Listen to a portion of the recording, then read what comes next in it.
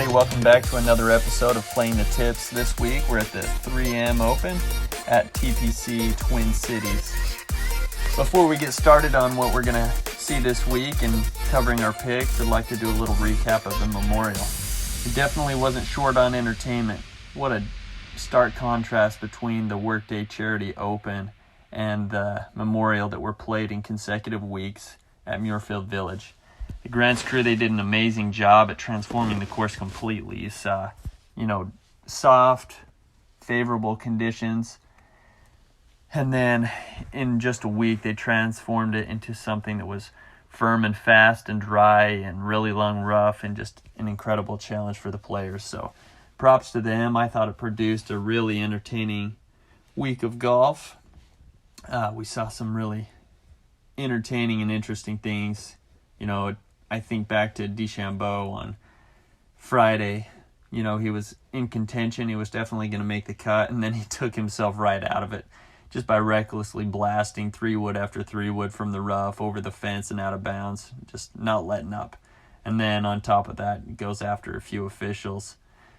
Then as you get to the weekend, you see Phil he's just gone from a little bit of Phil to just over the top Phil. You saw him putting his approach shot from about 80 yards as opposed to trying to hold a wedge on the greens. Then he just starts setting his tumbler down next to him as he's putting. I don't think I've ever seen anything like that in all my years. Then you see stuff like the microscopic view of Rahm's ball in the rough on 16 as he's off the back of the green chipping. Hopefully that doesn't set a crazy dangerous precedent and players getting penalized for microscopic things they wouldn't even be able to see with the naked eye. So we'll see how that pans out, but all in all, congratulations to Jon Rahm on an impressive week. I thought the course setup, it helps weed out the players who are not playing well and just getting by with a decent score, and it really helps the players shine that are having a good week, the ones that can be patient in situations where you'll be penalized for a bad shot and then just taking advantage of good shots. I thought it produced some great golf and really entertaining television. So looking back at some of the DFS opportunities, it was kind of an unexpected result. A lot of not unknown names, but not many big names, in the top 10, top 20. You got guys like DJ who posted consecutive rounds of 80 for the worst score in the field. Then you had other guys who were expected to be in contention like Justin Thomas, Xander Schauffele, who they just started out with a really bad round and it was just too much to overcome in those difficult conditions. But, they got back and actually had some respectable finishes. So looking back on all those results, we'll try to apply those things to this week as we preview the 3M Open. So just to refresh your memory, TPC Twin Cities, it's consistently hosted Champions Tour events yearly for some time now, but just starting last year, it held the inaugural PGA Tour event, the 3M Open. So Matthew Wolff, he won his first tour event in just his third tour start. It was an impressive display of golf, very deserved victory for him, kind of his coming out party. So he's defending his title this year. The field is much weaker this week when we look back to all the events that we've had since the restart after the coronavirus shutdown. Not a very strong field. On top of that, some of the bigger names that are in the field are not playing very well, like Brooks Koepka. He's playing better, but still not back to his usual form. Dustin Johnson obviously coming off a terrible showing at Muirfield. So it just limits your top-end picks this week. That means a few different things in regards to our daily fantasy lineups. So choosing a top-end guy who has lower ownership percentage, I think, is going to help you against your competition this week. You got a guy like Tommy Fleetwood coming back. He hasn't been playing very much. Obviously, he's one of the better players in the world. Being a kind of an unknown and not really a recent history of struggling, he might be a really popular pick this week. So I'm not saying he's a bad pick, but if you pick him, you're going to probably be in the majority. So we'll evaluate some of that. I would say the strategy going into this week would be picking a a top-end player who you think is going to play well but be on the lower end of your ownership percentage. And then I would load up on the mid-tier guys this week because there are a lot of them that project well and have a history of success here when looking at their finish from last year. Then the struggle is going to be sifting through the value play guys. Finding those that project well this week, hitting the right ones is probably going to predict if your lineup gets paid out or not.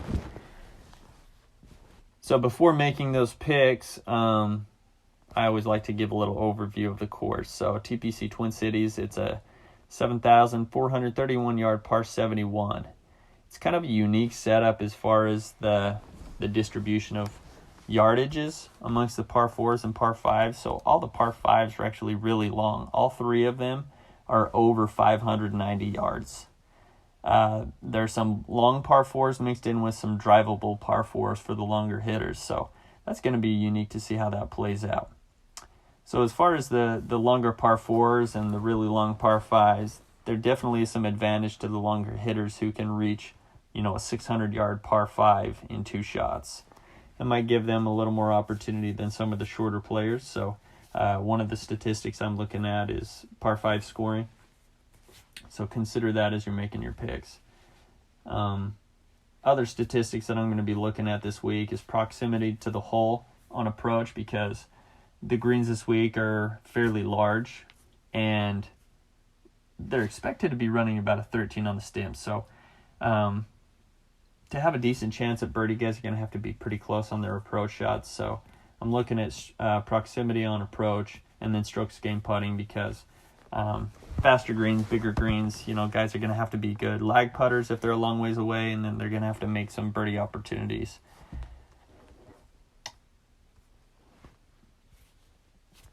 So just a few things to cover before we wrap this episode up. Just a couple storylines to be considering.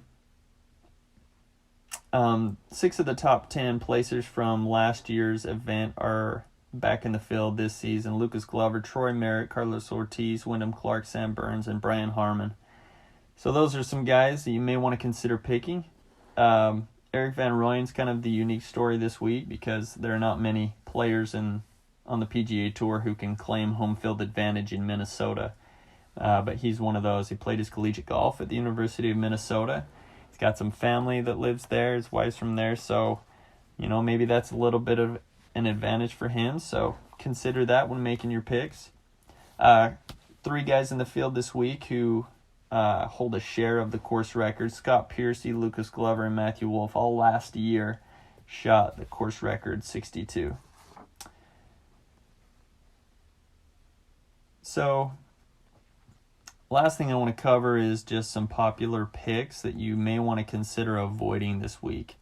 I don't really cover this in my article. I like to distribute some of my information in this podcast and some of my information in my article, so you can kind of get a little bit of information from each one depending on what you're wanting to focus on. But Norlander, he had a great week last week. I think he's going to probably be a popular pick this week. He may very well play well again, but just something to consider before picking him. He's known as a great ball striker, which, that's something that projects well pretty much anywhere you go. But he gained 8.5 strokes on the field in putting this last week, which is awesome, but it's not typically going to be the case.